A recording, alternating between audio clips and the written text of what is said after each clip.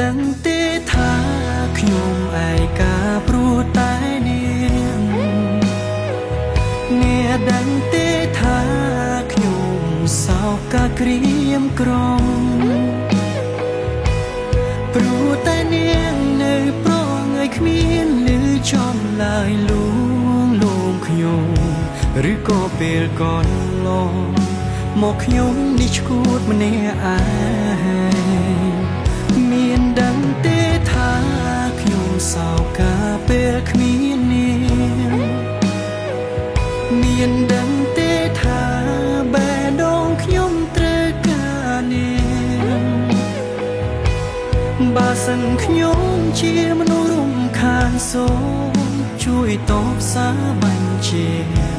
ខ្ញុំនឹងនាងនឹងខ្លាយទៅជាអ្នកដទៃ